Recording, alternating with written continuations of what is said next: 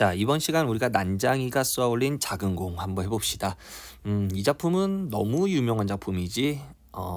선생님이 대학교 때 이걸로 연극까지 했던 되게 유명한 소설인데, 일단 맨 위에 보면 이 작품은 1970년대 산업화 도시화 과정에서 소외된 계층의 삶을 그린 작품이야. 그래서 우리가 제목에 이렇게 적혀 있는 난쟁이가 바로 소외된 계층입니다. 소외된 계층이 돼. 실제 주인공이 난쟁이기도 해. 키가 김불이라는 이제 사람인데 키가 자 110cm 한 몇 정도 돼. 실제 난쟁이도 되지만 또 상징적 의미로 소외당한 사람이 됩니다. 그래서 이 제목을 통해서 작품에 나타난 시대적 상황과 제목의 의미에 주목해서 감상해 보자 이런 얘기고, 자 그럼 이 난쟁이가 쏘아올린 작은 공, 쏘아 올렸잖아. 공을 쏘아 올렸다는 게 뭐야? 희망이겠죠. 그래서 난쟁이가 쏘아 올린 희망 이렇게 되는데, 마지막에 내용 보면 알겠지만 절망적이지. 제재 선정 의도는 이 작품은 경제적 고난이 삶 전반의 고통으로 확장되는 난쟁이 가족의 모습을 통해 산업화로 인한 한국 사회의 불평등의 문제를 쓴 작품입니다. 여기까지. 그 뒤에는 읽어보시면 되겠네요. 자, 다음 제재 연구 보면요.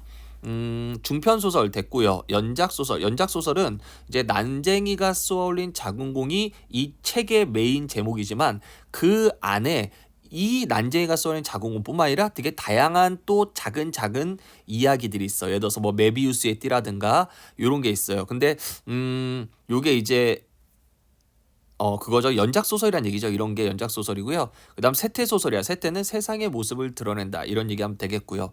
자, 다음 성격은 당연히 산업화 시대라는 사회를 이제 비판적으로 얘기하는 거죠. 자, 다음에 시점은 1인칭 주인공 시점인데 서술자가 여기서는 첫째 아들이야. 근데 이거는 이 책도 신기하게 이 이야기도 장면마다 서술자가 바뀌어. 어떻게 바뀌냐면 첫 번째 아들, 두 번째 아들, 그다음 마지막 이제 영희 라는 셋째 딸 이렇게 서술자가 바뀌어. 하지만 우리 교과서에 있는 부분은 첫째 아들이 서술자다. 그래서냐 1인칭 주인공 시점이다. 시점이 바뀌는 게 아닙니다. 서술자가 바뀝니다. 근데 예를 들어서 첫째 아들이 나는 하다, 둘째 아들이 나는, 셋째 딸이 나는 해도 1인칭이잖아요. 그지?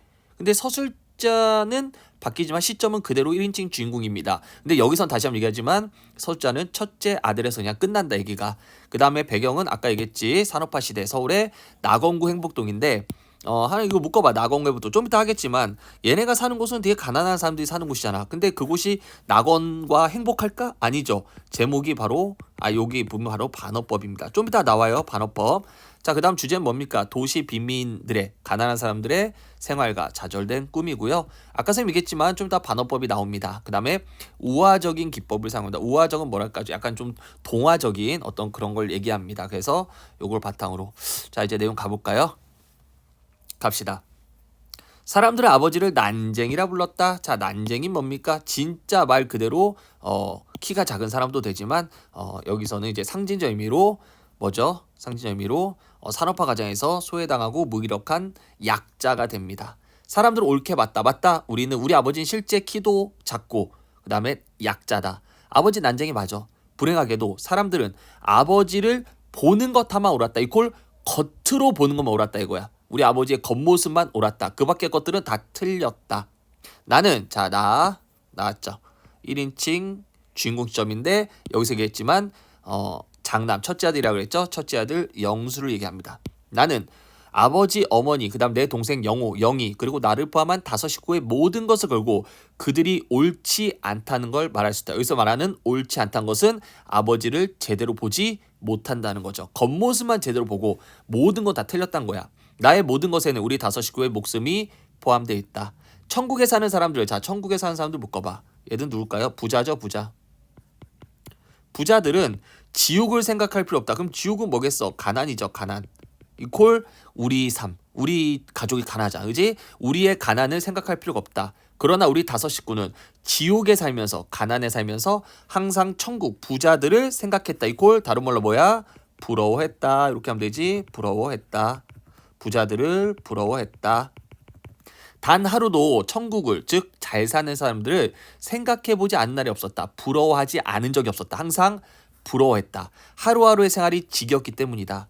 우리 생활은 전쟁 같았다. 여기서 말하는 전쟁은 진짜 war 전쟁이 아니라 삶의 전쟁이겠지. 먹고 사는 전쟁. 우리는 그 전쟁에서 날마다 졌다. 원래 가난한 사람들이 항상 삶이 힘들죠. 그런데 어머니 모든 걸 잘 참았다. 우리 엄마 인내심이 강해요. 인내심이 강해요. 그러나 그 날만큼은 우리 엄마도 참기 어려웠던 것 같다. 그 날은 당연히 살짝 과거입니다. 그래서 약간 얘는 역순행적 구조를 취하네요. 어떤 날인지 볼까요? 통장 이걸 갖고 왔어요.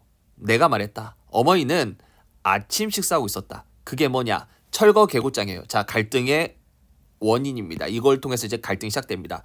기어코 왔구나. 그 얘기는 뭐야? 엄마는 알고 있었다. 근데 이제 언젠가 와야 될 건데 이번에 왔다 이거지.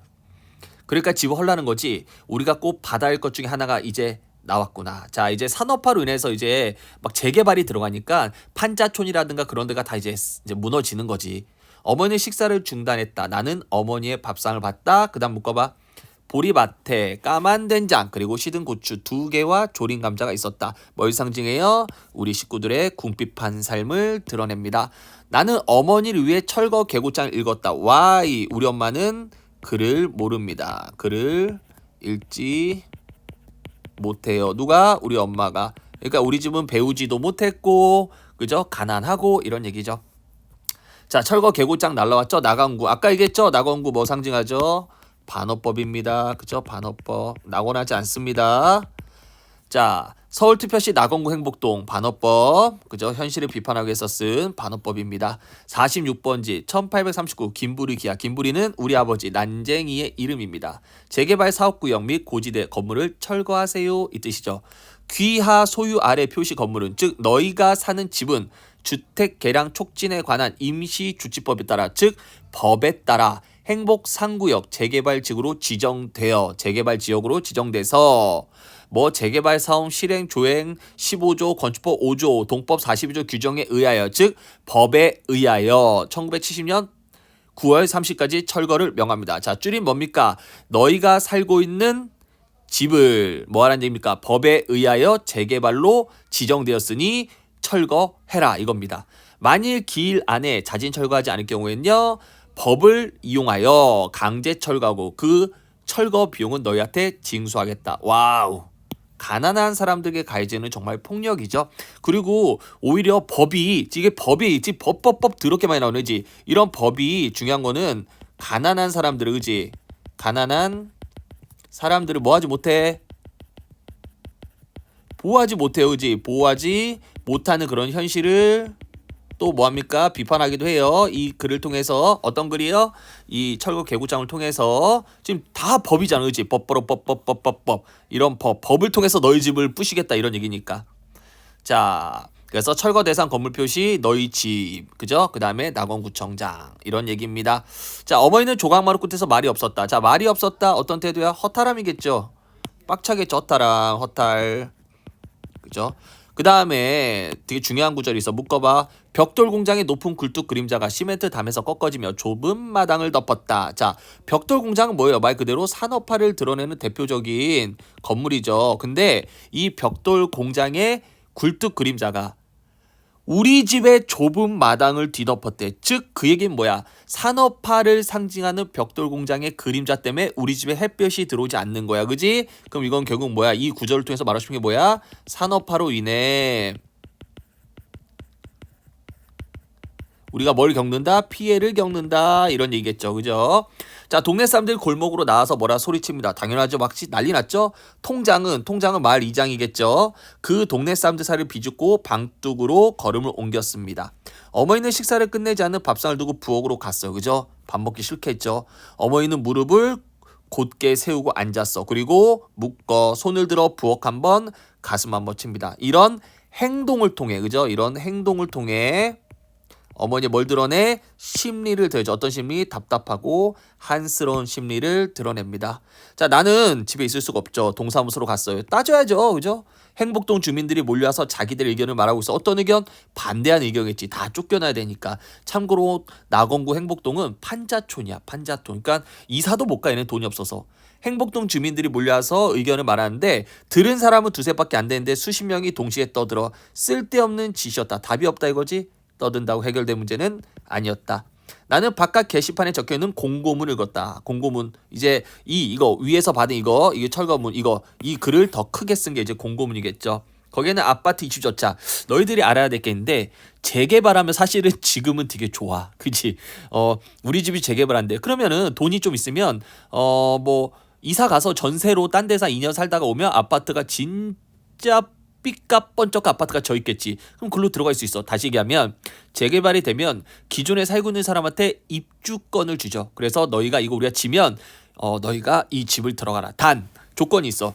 만약에 지금 내가 살고 있는 집보다 새로 짓는 집이 더 커. 훨씬 커. 그러면 약간의 돈을 좀 내야 돼.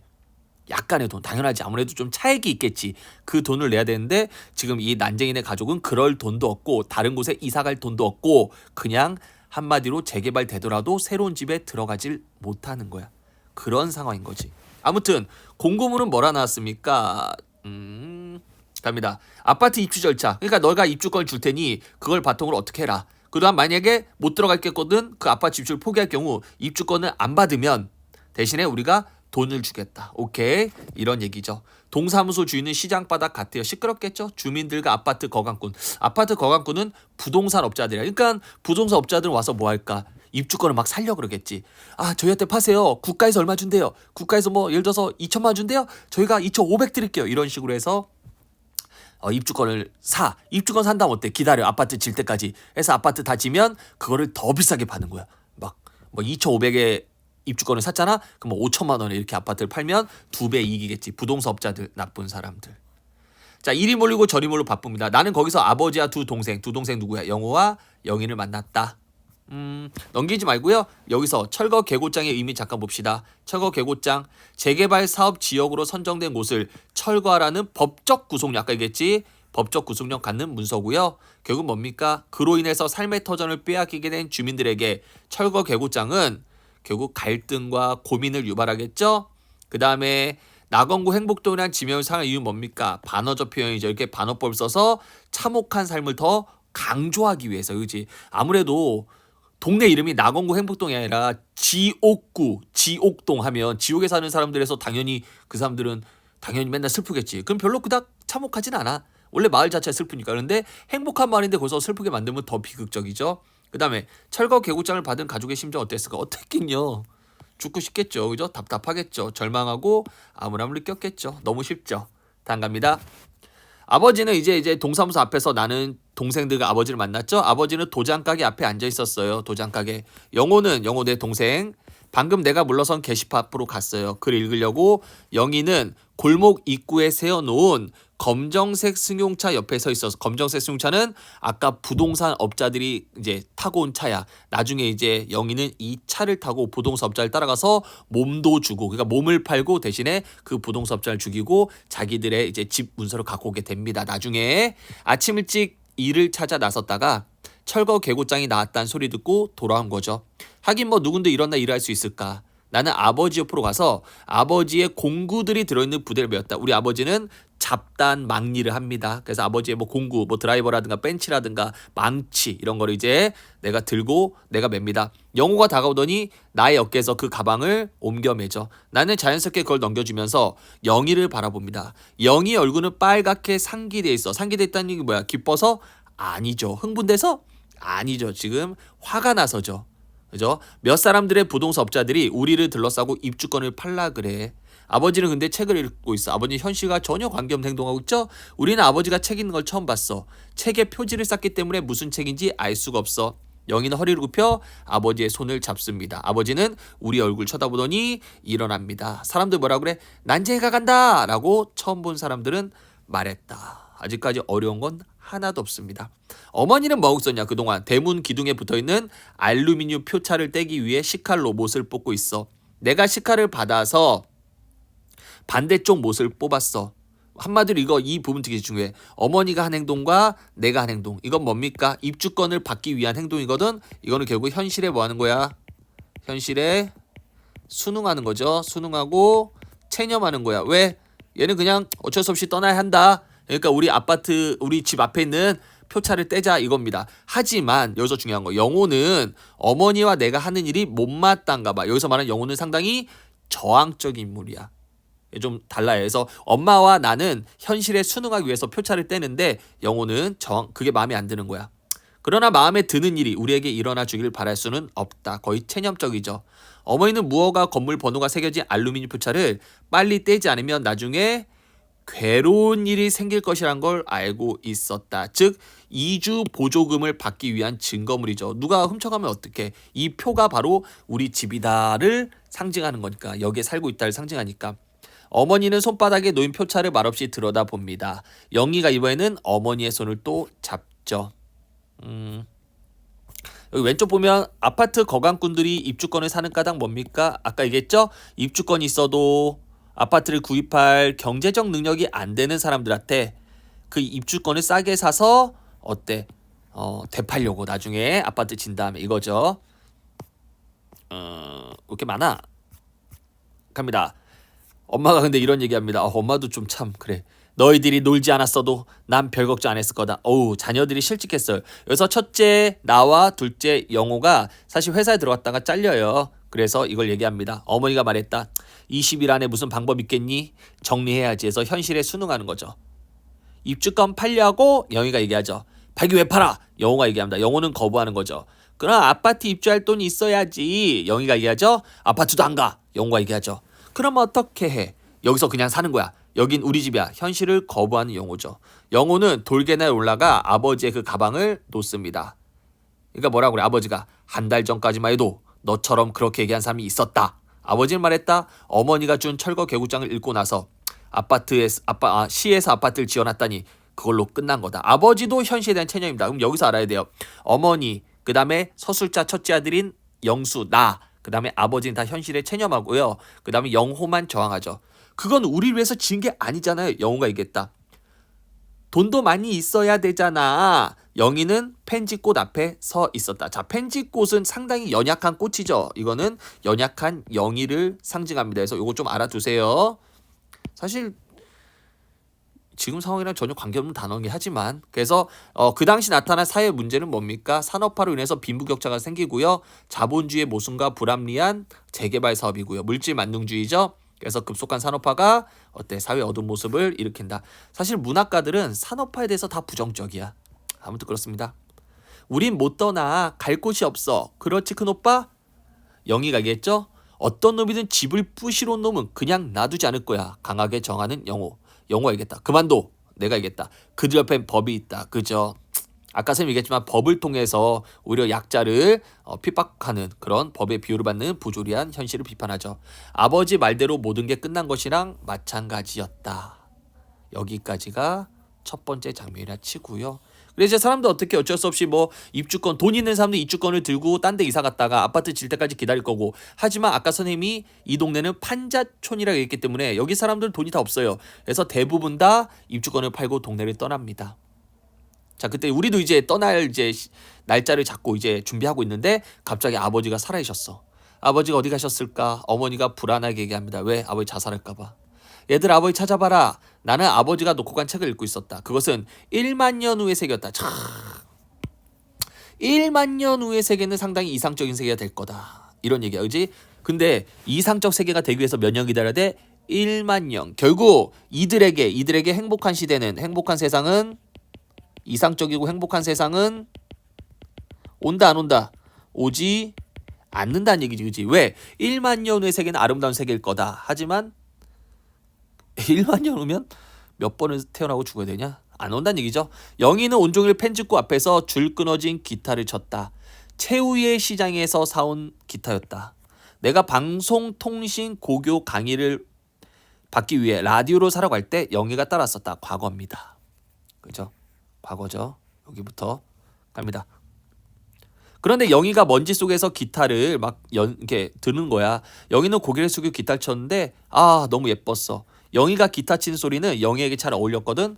나는 그래서 먼저 골랐던 라디오를 살 수가 없었어. 왜?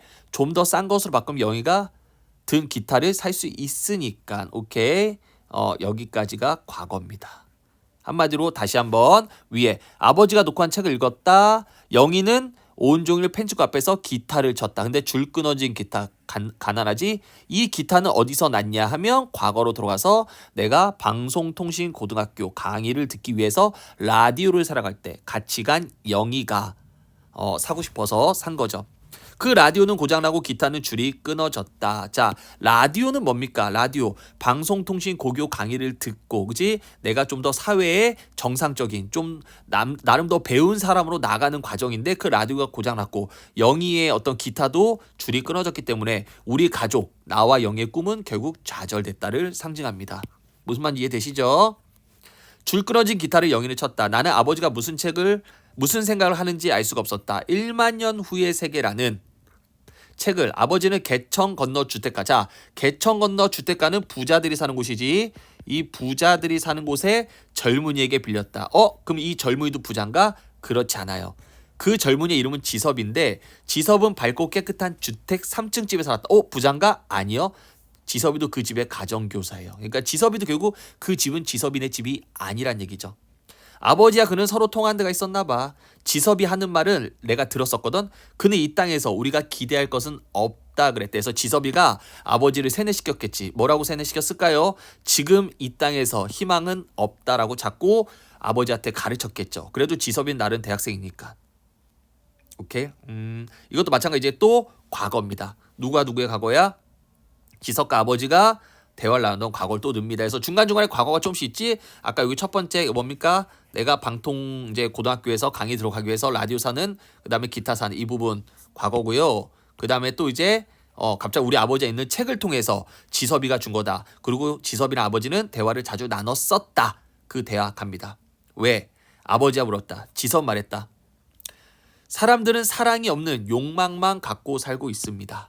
그래서 단 한 사람도 남을 위해 눈물 흘리지 못합니다. 즉 지금 시대가 상당히 이기적인 시대입니다. 그래서 이런 이기적인 사람들이 사는 땅은 죽은 땅입니다. 아버지가 하긴 지섭이가 아저씨는 평생 동안 아무 일 안 하셨습니까?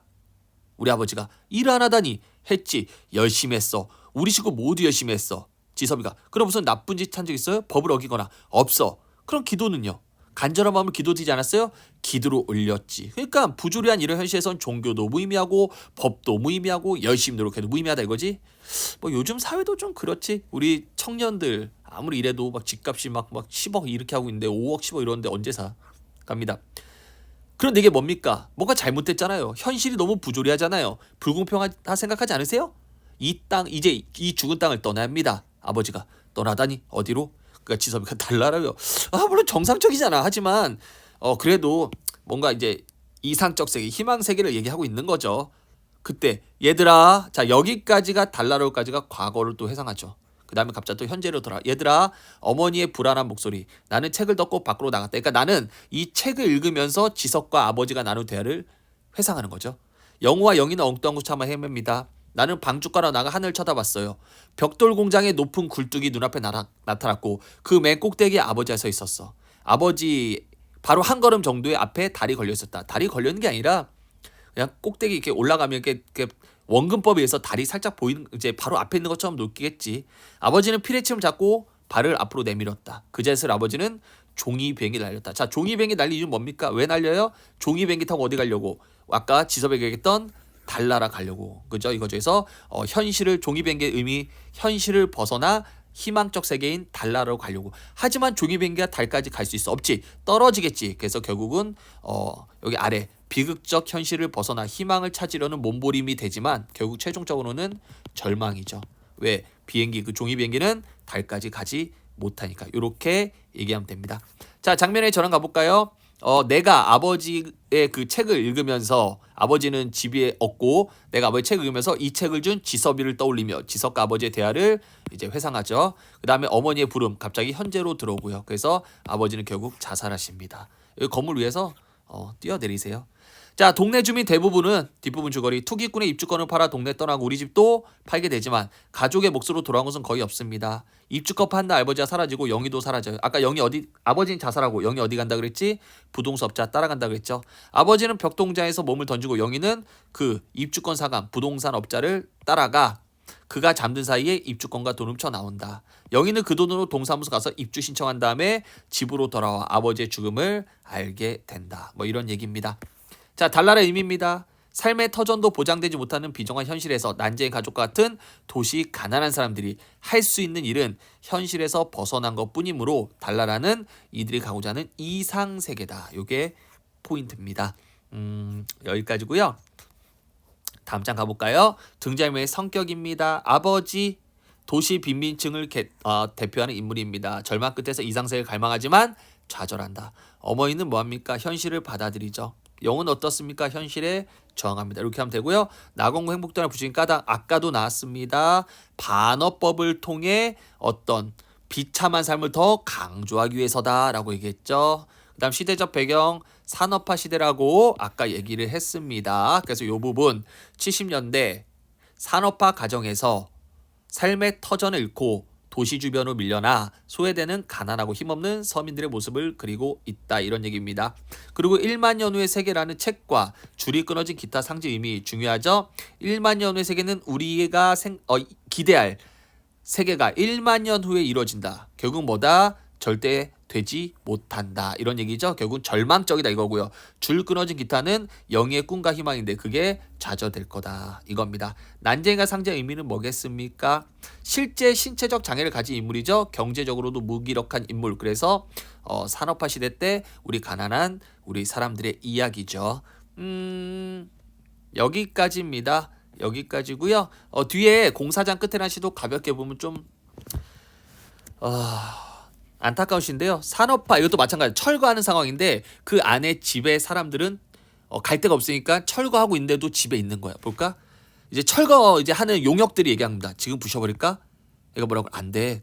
오늘 밤은 자기 하고 내일 아침에 하자. 배려죠, 배려. 그러니까 그 옆에 내가 또 안 돼. 오늘 밤 며칠째야. 소장이 하면 우리도 큰일 나. 이거지. 그러니까 또 한 사람이 그래도 안 돼. 요렇게 둘이 한 사람 얘기하고 요렇게 한 사람 얘기한 거죠.